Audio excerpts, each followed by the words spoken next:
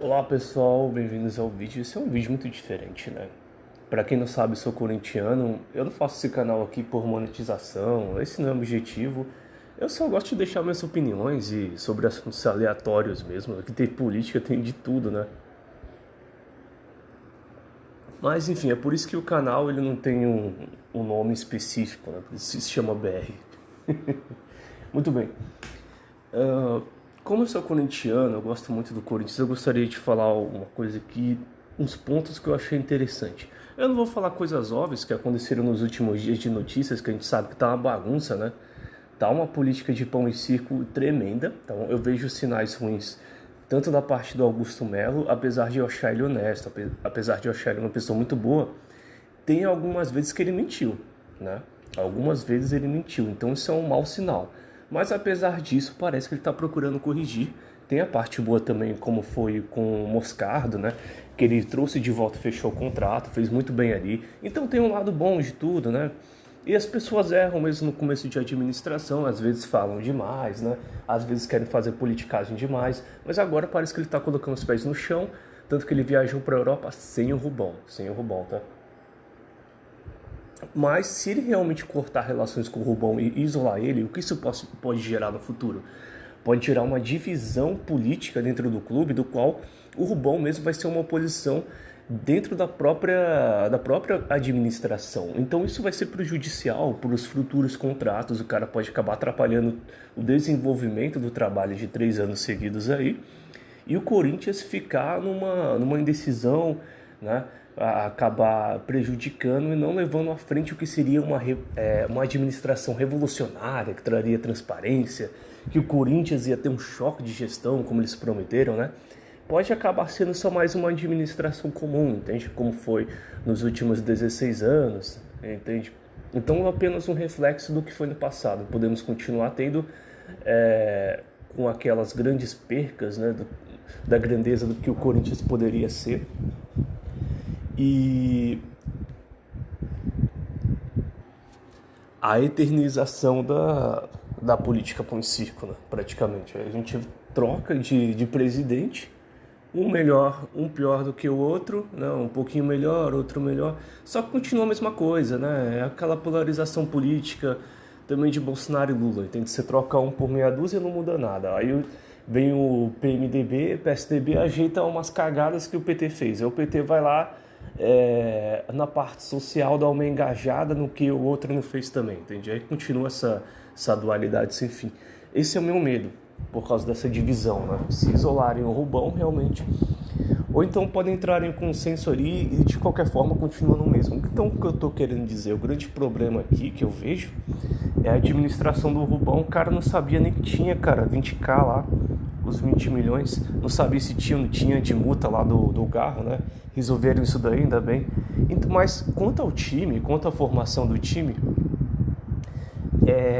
eu vejo ela como esperança, pessoal, porque já trouxeram o carro, pagaram, né? Segundo eles. Na minha opinião, os contratos deviam estar no site oficial do Corinthians ou numa rede oficial, mostrados a público. Afinal, o time é do povo ou o time é da administração? É um time que é remunerado como uma empresa, o presidente não é, né? Então é um time do povo, não é? Como era antigamente, da Giretajá, do Sócrates, né? E não pode estar só em palavras, tem que estar em ações, né? Mas na prática o que a gente vê acontecer é que acaba sendo uma idolatria aos líderes que estão lá. A maioria da torcida sempre idolatra os líderes, né? Em vez de estar apaixonado pelo clube, né? Em vez de torcer pelo clube, levar em primeiro lugar o clube, eles colocam acima quem está na presidência, que está na vice, enfim, a chapa, né? A política, entende? Então, isso acaba gerando demagogia, isso acaba gerando populismo e a continuação também. Então, a torcida, aquela votante que tem opinião, né, até mesmo organizada, quando vai protestar muito em prol, acaba, mesmo sem querer, né, como acontece na política comum, polarizando os lados, né, não atacando realmente o cabeça, né, realmente quem manda, destruindo essa pirâmide aí, essa pirâmide de polarização, mas sim os servos que estão embaixo, né? Ou ataca o time, os jogadores, ou então a culpa é do técnico, né? O Mano Menezes, que coitado, não tem nenhum time na mão direita. Ele tá fazendo milagre, pô. O melhor atacante, olha isso, o melhor atacante que nós temos aí, o mais promissor, é o Romero, cara. Olha, o Romero, velho. Então você já vê por aí como é que tá a coisa. E a gente só tem zagueiro. Vamos fazer o que? Jogar os zagueiros para ataque? Mas, enfim, apesar de tudo isso, de termos os reservas apenas da base, né, do pessoal da base, não temos nem reservas completas, tem 9 lá. Tava no banco, né? Apesar de tudo que a gente tá vivendo no começo, é só o começo. Então a gente pode fechar com o Pedro, que não tem a mesma explosão de correr como o Yuri Alberto, mas ele é um centroavante e ele é um matador, ele sabe fazer gol. Quando ele pega aquela bola lá na frente, claro que a gente vai ter muito mais chance de cravar um gol, ele não vai errar como o Yuri lá, né? Do que o próprio Yuri. O Mano deveria readaptar o Yuri para um ponta, porque ele tem essa explosão de velocidade, tipo o Mosquito, sabe? E ele pode pegar essa bola lá no canto e fazer os cruzamentos, pelo menos, né? Não sei se vai fazer certo. Mas é aquela coisa, é alegria nas pernas e choro nos olhos, né? Tipo o Bernardo. Mas, de qualquer forma, para essa explosão de velocidade e arranque de ataque, eu acho que seria muito promissor ele jogar nos lados ali como ponta.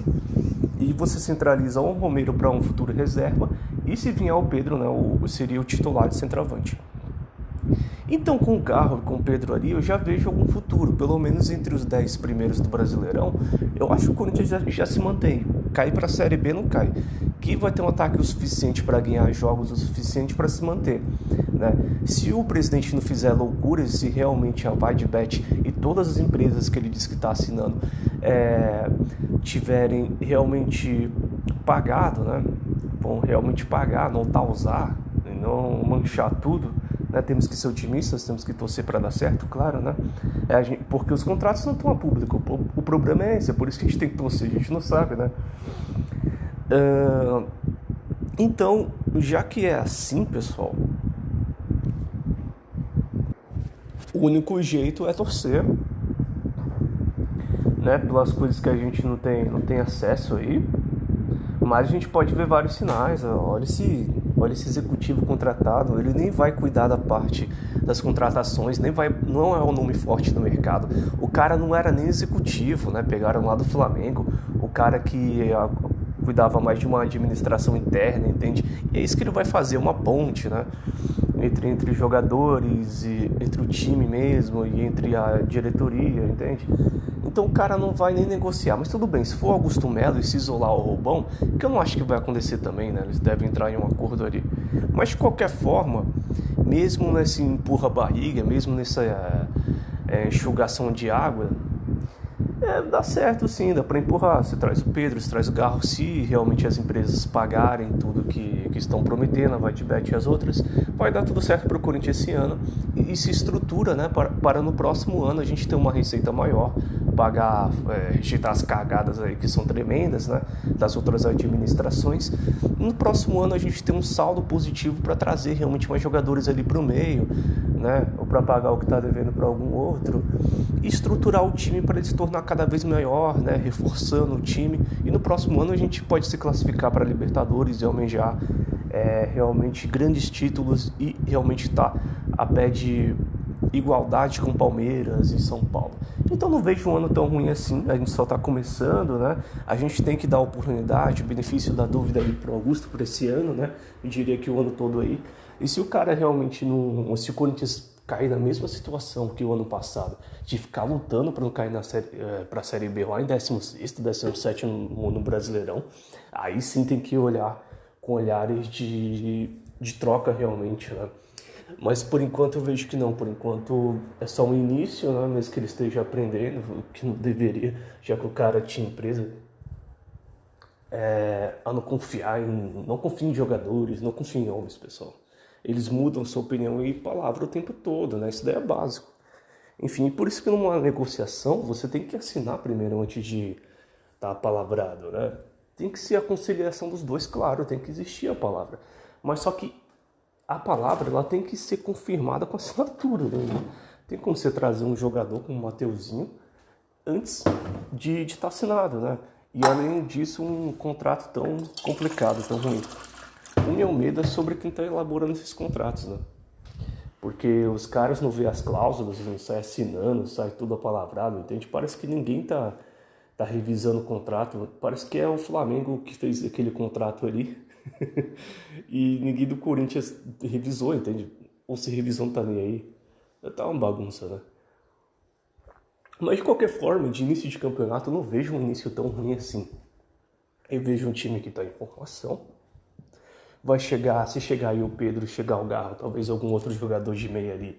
O Augusto foi para a Europa, né? Então a gente vai ter uma estruturação e a gente vai ver esse time brilhar lá para o meio do Paulista para o final, se realmente trouxerem esses jogadores, né? O problema do Corinthians são esses jogadores. E realmente tem que estar vendo se esses contratos, mas não dá para saber, né? Se eles estão bem formulados, se eles estão bem firmes, para que não haja nenhuma travessia, nenhuma má-fé por parte dos outros times que negociarem, né? E principalmente está pagando, que a coisa está feia.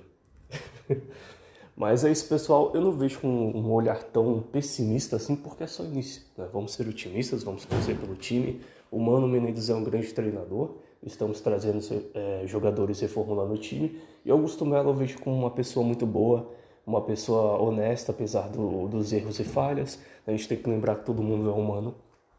E vamos estar propensos a isso. E não devemos nos iludir e se enganar com humanos, tá bom? Assim como eu, qualquer outro. Então é isso, pessoal. Obrigado por assistir. Até a próxima.